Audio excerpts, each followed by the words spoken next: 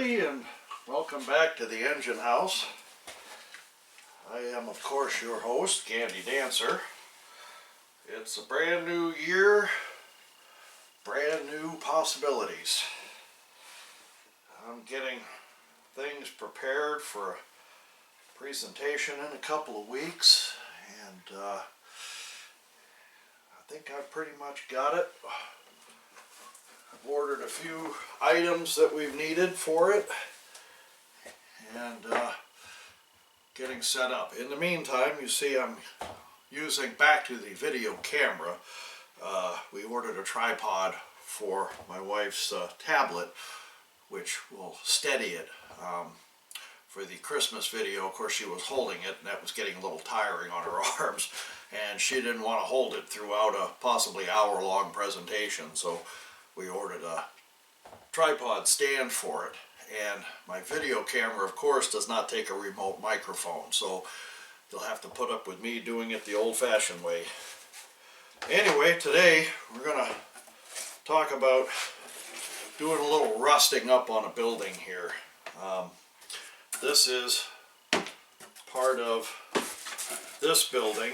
This will actually set right about here when we're done, and there'll be a smokestack coming up from this side, and this is going to be Hansel and Gretel's Confectionaries. I still have a lot of work to do on this. It's slow going around the windows. I can only do a few clapboards at a time, and then I have to let it dry. Once I get above this window, these three windows, it'll go faster. And then, of course, over here I have to cut the clapboards so they don't interfere with me sticking this on. But today we're going to rust this up a little bit. There's a few techniques to do that, and I'll show you what they are. It's basically paint of your choice, so we'll get there. So give me a minute to get the camera moved over here where we can set up, and we'll get started. Okay? Okay, you can see Shop Kitty is going to be joining us today, I do believe. Isn't that right, huh? Okay, I had talked about in another video before we get started on this that I collect these that go around your coffee cup when you order a coffee and keep your hand from getting burned with the hot coffee. Well, if you take these apart,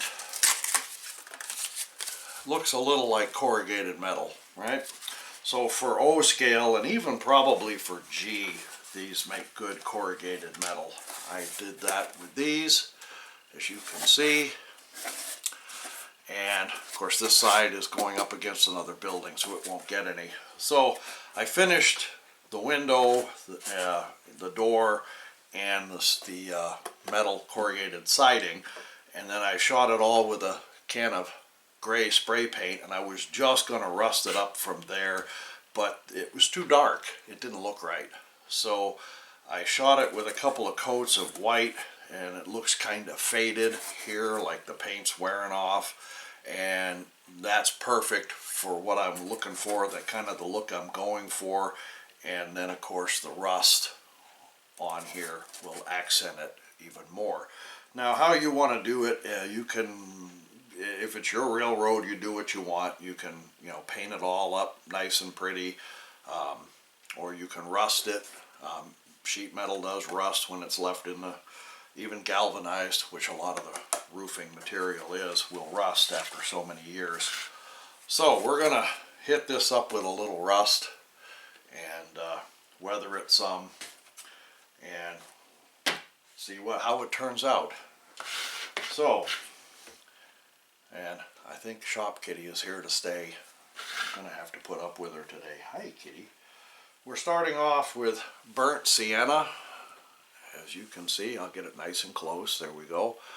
I got it, I picked these up. I have burnt umber, and we'll get into that. There's a few different colors you can use to simulate rust. I picked these up at Michael's out west when we had a Michael's store very close.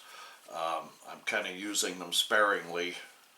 They also come in different paint containers. You can get them in different types. When I run out, there are no hobby shops anywhere near me. I'm going to have to order these online. So I use them kind of sparingly. I'm going to need a little bit of water and paper towels.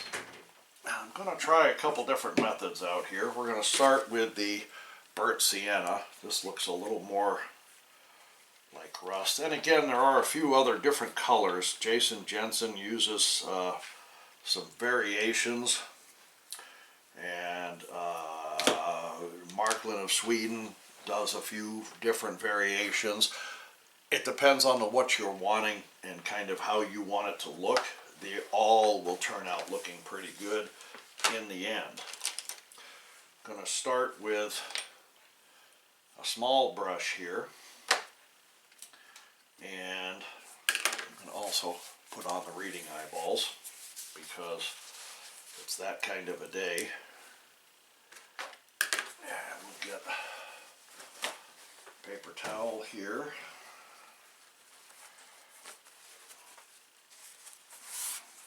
Now, most of your rust, there's going to be a roof here. On this side, of course, the roof won't be sticking over any. It'll be flush with this side because, again, it's going up against this side of the building. There will be an overhang here and here. It won't be that much. So rust, the most rust you're going to see is further down where the wind and drives the rain in at it on. So you won't see a lot of rust up in here. It'll still be there. And most of your rust will start around the seam areas, wherever there's a weak point. So we're going to go light up here, a little darker down here, and I intended on doing something different here. So I put the siding further down, and then I changed my mind, and I'm going to have, this is going to be a loading dock here, and I'm going to have it come around the corner and match up with this man door here to give, instead of having it done differently and then possibly a ramp. So instead of taking this off, we're just going to leave it. So I'm going to rust down so far and then leave it. So we'll dip a little bit here and we'll get most of that off, and then we'll start along a seam.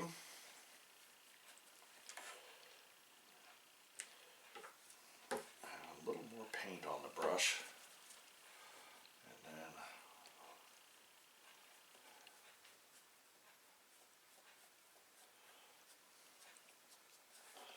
and then this doesn't have to be perfect here. You're just looking for rust, right? That's what you're looking for. Rust is not perfect.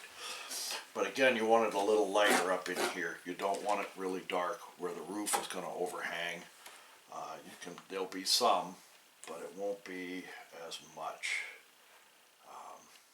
The roof gives it, the overhang gives it a little bit more protection. And I cut these to scale for, they would be a 3-foot wide sheet. Normally you'd overlap them on a normal, but I put them side by side, and they are 8 by 3 to scale for O scale. So,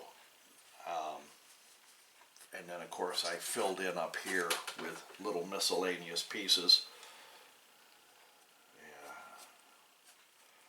we want, and you can have rust all over depending on how you want it. The building can be as rusty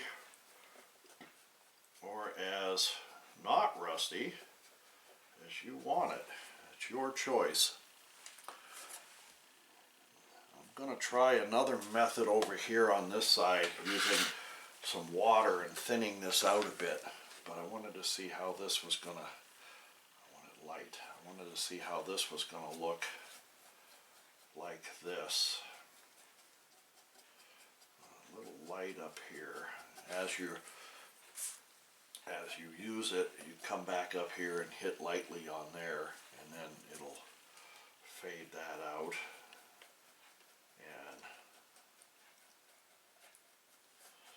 And I'll show you, we're going to use a little bit of this as well.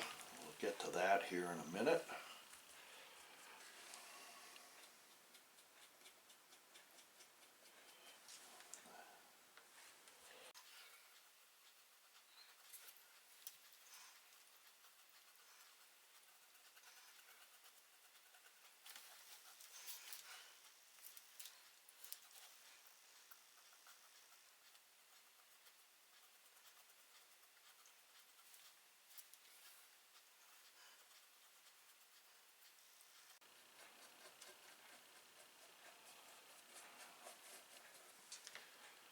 Now, if you're unsure, you know, you're doing this and it's kind of the first time, I recommend going out and you know, take pictures of some of these buildings that you're maybe wanting to get an idea from. You know, see where the rust starts, see how it flows down the building, and kind of mimic that. You know, everybody has a cell phone nowadays, everybody has a cell phone camera, so it's not really, it's not something, and you don't have to be perfect. This is rust. We're not trying to be an artist here. We're trying to simulate rust on sheet metal. So this is what the look we're going for. And I'll put a little more rust right in here. This is where the cement, the concrete walkway is going to be. So we want a little bit more rust right along here where the water has kind of set and pooled, where that's going to be.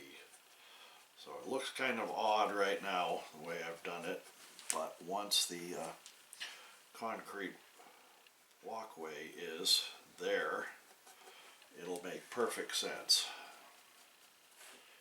And if it seems too light, you can darken it up, or if you like it, leave it the way it is. Rust has no rhyme or reason to how heavy it's got to be, or how dark, or how much. It's all up to you what you want to do. And I may darken this up just a bit.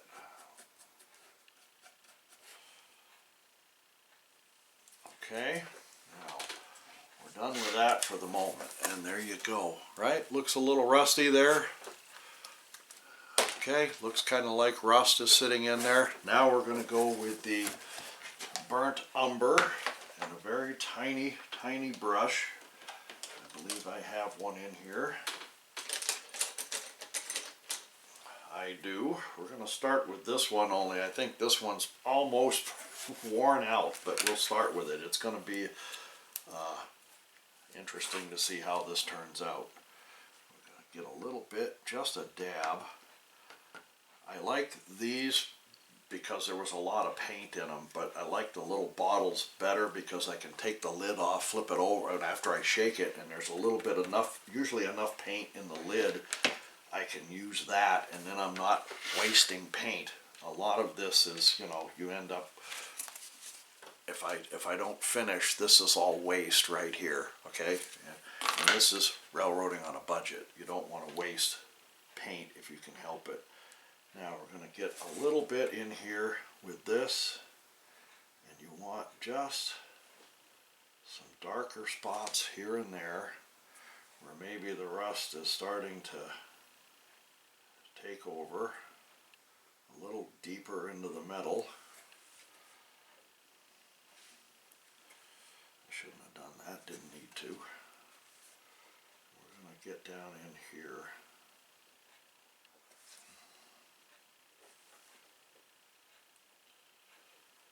This you kind of want to put in on top of your burnt sienna. It's you don't have to. You can put a dot here and there, you know. But usually this simulates darker rust over a lighter rust spot where a hole is starting to rust through. So you kind of want to keep it looking very similar. You can streak this as well. put a few streaks here and there where it's starting to take over and take hold.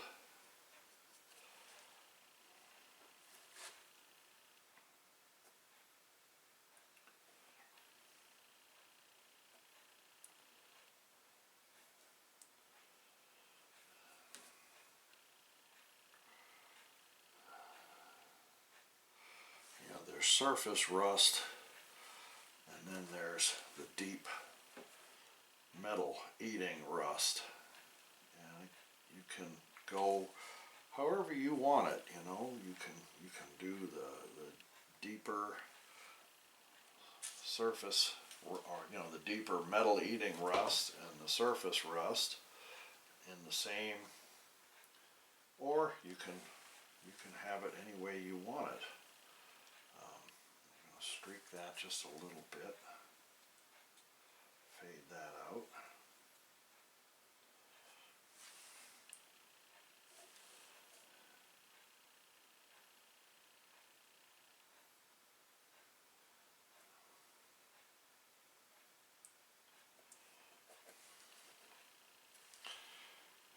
You can do as much or as little as you want on your building. Really, I thought at first I did this, something similar to this. I used this and one of these on an HO scale, corrugated building for a gruesome cannery that I built when I was still doing HO, and at first I thought I overdid it, so I shot primer over the whole mess and started over, and then I did it a second time, and I said, you know, you really can't, if it's an old building that's been setting and weathering and nobody's been taking care of it, you really can't overdo it much. You go till it looks right, and if you're happy, then that's all that matters. So we're going to hit this a little bit more. Normally, if I were back down in my engine house and not sitting at the dining room table, I would hit this with a hair dryer and dry it fast. And I don't have that luxury up here.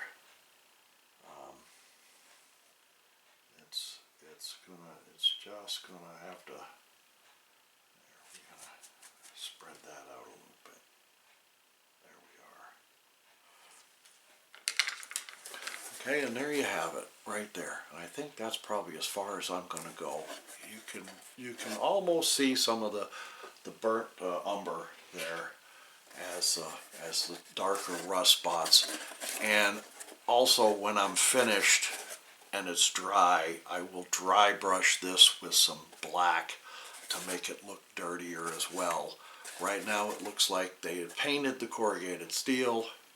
Over the years it faded, it's chipped off, it's, you know, and then it started rusting, and they just kind of left it to go.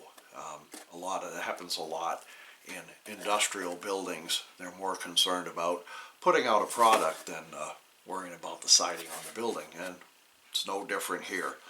Now I'm going to try something a little different here on this side, or maybe even on this side, because this side isn't really going to show.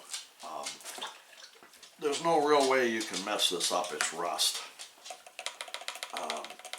But this side is not going to show, so what I'm going to do here, I have this brand new little thing for my paint brushes, and I'm going to put just a little bit of water right in this.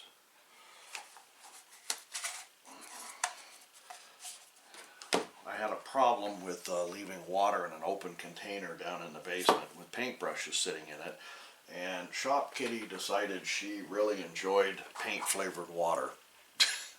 I don't think it really did any damage, but it's not something you really want your cat or your dog drinking a lot of. So I picked one of these up with a lid and of course a smaller hole, she can't get her head in there. So when I'm not using it or I'm not down there, I don't have to worry about her drinking out of it. Anyway, we want to get a little bit on here, and we want to do, now what I've done is I've wet the paintbrush and then used a little bit of the burnt sienna, and we want to start down low, and we want to streak this, and we really kind of get the same effect. It's really not a lot different. It's a bit thicker on this side, but it flows a little better, and we're gonna, this side is there's going to be another small thing here, an outcropping with the smokestack on it. I have the stack painted. I haven't done anything with the piece that's going here. So for now I'm just rusting this all up in case I decide to leave that off or change my mind or something. And but I'll just go ahead and do the whole. This flows better, and I'm really liking the way this is coming out. And once more we want to just, it's going to be a roof overhang there, so we're not going to worry too much about it. We're going to get down here where,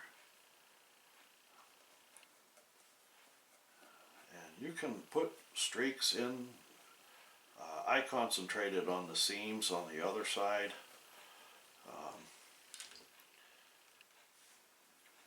You can streak the whole thing up as you want it. It really, you can make it as rusty or as not rusty as you want. I kind of like the way that flows better. It's a little bit darker than this side over here, but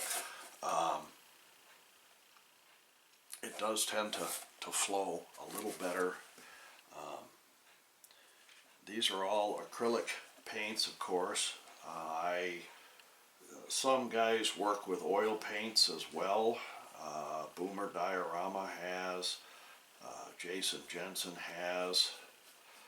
I'm not sure about Foscale models, if he has or not. I believe even Markland of Sweden. And there's a few other modelers out there that use a mixture of both. You get, if you've seen Boomer Diorama did a build of Nighthawk's Diner, for any of you who are familiar with that painting. You only see about a third of the building, if that much, and he extrapolated from there and built the entire building, front, back, and sides, with the characters, all scratch built. Came very nice work. And he used a combination of acrylics and oils on some of that, and it really made things pop. I am not comfortable enough yet with oils to give that a try. Maybe in the future I will. For now, I'm perfectly content with the results I get from acrylic paints. And you can try as you wish, however you wish. We're gonna put a few rough spots here and there in the center. I may go back and do that on the other side. I kind of like the way that's coming out. I really do.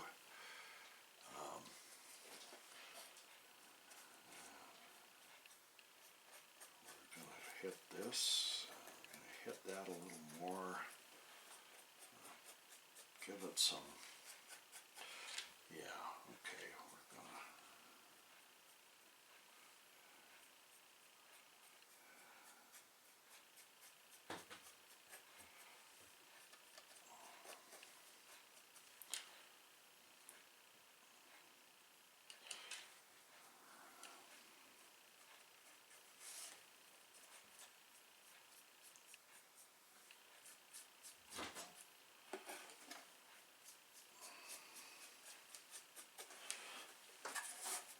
Okay, and I will do the same thing with the burnt umber that I did on the other side with this. This, of course, this is the back side, and it's slightly rustier than the front side, but nothing says it has to be the same, right? We're going to add just a little bit more to different areas here. I'm just going to kind of randomly throw some rust that's starting, and we're just going to randomly hit this.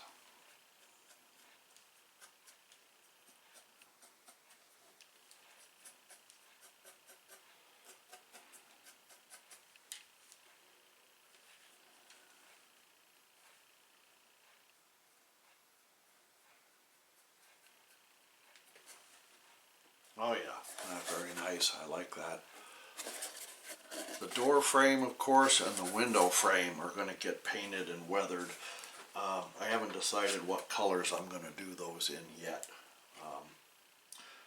I probably will do something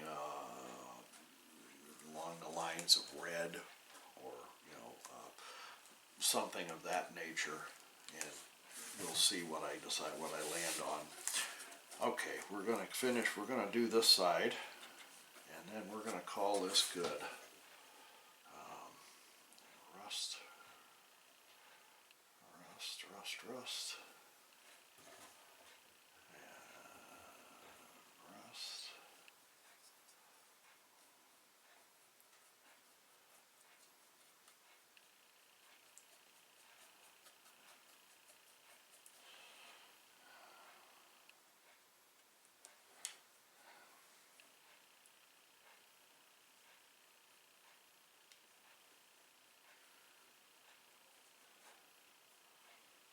I'm sitting in here making a mess, and my lovely wife is sitting in the living room trying to stay awake. It's kind of been a bit of a lazy vacation time here with the or holiday season with Christmas, and I think we both overdid the joyfulness thing a little much on the food side, and we're both coming down off of sugar highs from all the holiday treats, and we're trying to curb that. It does appear winter is finally here. We have some snow and more on the way. We've had some of the most unseasonably dry and warm temperatures. I can't seem to recall a time, and some of the folks who've lived here a lot longer than we have cannot remember when we had a green Christmas. And according to the reports, since they started recording in 1939, there have only been 7 winters that this part of Maine has had a green Christmas. And warm temperatures. So it's been kind of unusual. I haven't had to break out the snow blower. We had to do a little moving of some snow with shovels. There hasn't been really enough to, and then of course it all melted off. We've had bare ground.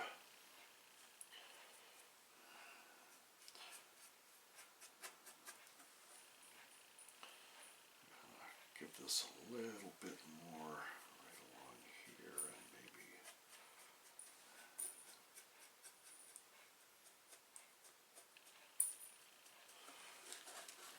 there we go. Okay, and you can see I go through the paper towels there, dabbing some of this off, dry brush. And now I'll go back to this. Actually, I got this wet, wet, wet. As I was setting up to do this video, Shop Kitty was sleeping in this part of the building over here. She only just now, right when I started shooting, got up and left. I think she knew. She's currently sitting on the floor right here next to the tripod, kind of wondering what to do next. They got some new kitty toys with catnip, and they both have been rather interested in those.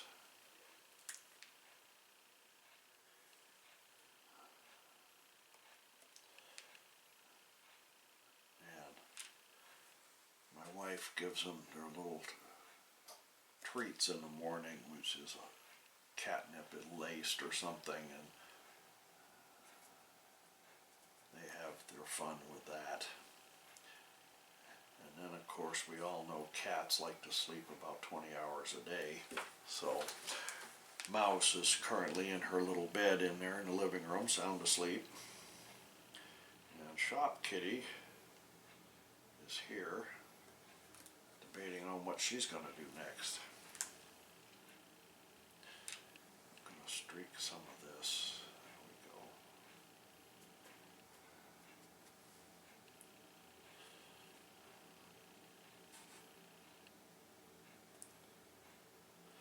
There we go. And like I said, there's a lot of other different paints.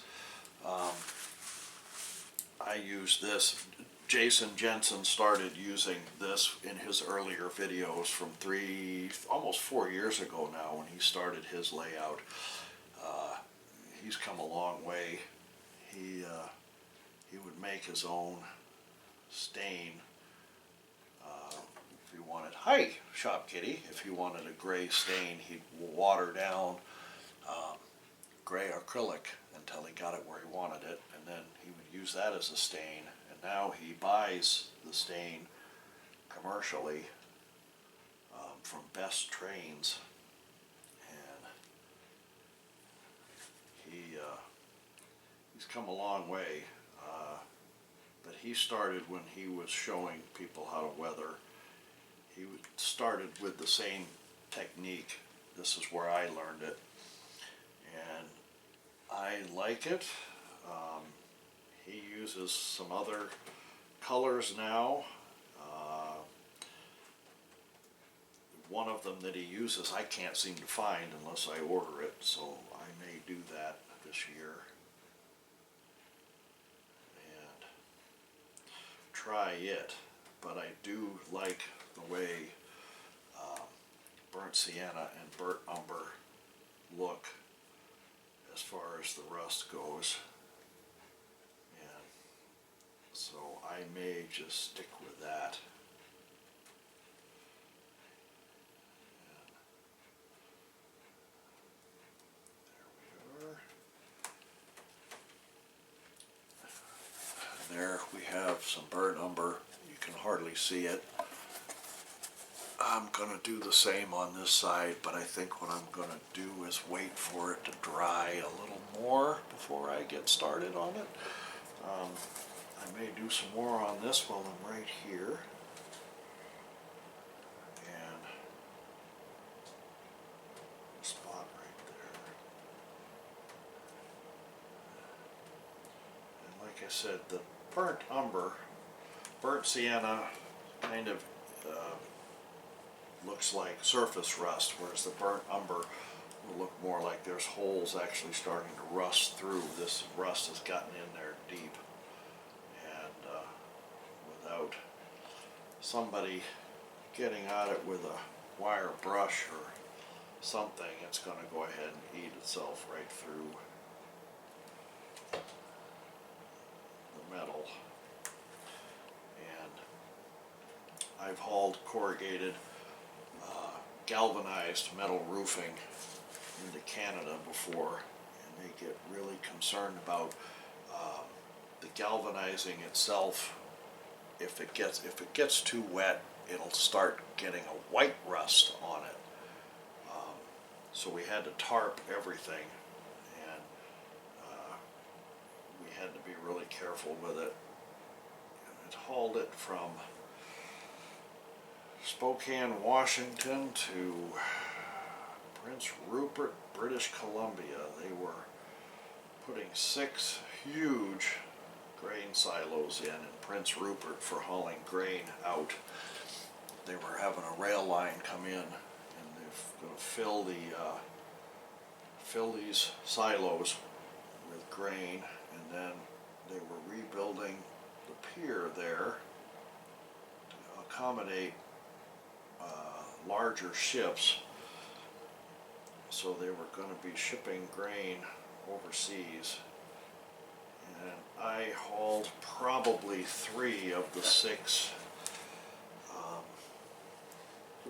and these were not all on one truckload. It was a truckload maybe was on maybe a quarter of the building, and I think 3 of the 6 by the time I got done with it, and hauled it, most of it up in the dead of winter. And if you think winters are bad here in the States, you should try British Columbia in the winter.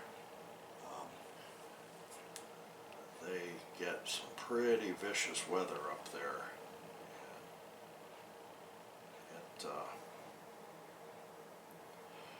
Near outside of Prince Rupert, there was a railroad and trucking story here all at once. There was a set of railroad tracks. There was an inlet that came in, and it was probably brackish. It could have been salt water. I never really knew. It came in quite a ways, and so the road going to Prince Rupert was a 2-lane road, and every so often it would cross a set of railroad tracks that ran on either the right side of the road or the left side of the road, and there really wasn't anywhere to get them far enough away from the road for the right of way for either one. And I was headed to Prince Rupert with a load, and the train had come through in a bad snowstorm. Train had come through. I don't know which way it was going. I never saw it, but it plowed the tracks and pushed all the snow on one side right into the oncoming lane of traffic. So I was heading west, so the eastbound lane was completely buried in snow. And then as I was heading further in, I saw a plow coming the other way, and of course he was plowing the snow, and he was pushing it right back on the rails again. So this was, I think, a constant battle in the winter of keeping the snow from the rails off the highway there, and the highway workers would push it right directly back onto the rails, and the rail would come through again and push it right back onto the road. I think that was probably a constant battle between them all. So that was kind of funny. I did get a kick out of that. Okay, I'm going to go ahead and call this good for now. I'll do this here, and then I'm going to do the window. And I don't know if I'll shoot a video on that or not, but I'm going to weather this. If you want to see how to do it, I suggest looking at some of Jason Jensen's earlier videos. He shows how to make these look chipped, and he does his in HO scale, of course. This is O, but the technique is the same. I'm going to do the same with the door casing here. I'm trying to get this building as close to ready as I can. It's not going to be. This is a lot of work. I'm making these but from scratch using balsa wood. Are they perfect? No, not really, but they look good. I'm going to leave them alone. I'm going to be putting some plastic back here. I'm going to be building a door for this. I want this building to be somewhat close to this part of it anyway, and then I have to finish the clapboards on this side. This is slow going around the windows. I can only do a few at a time. I have to let them put weights on them and let them dry, and before I move on. And once I get above the windows, it'll go a little bit faster. And then I still have to do this side. This, highly unlikely I will have this finished before my presentation, but I'll have enough of it done that people can get an idea of how it's going to look.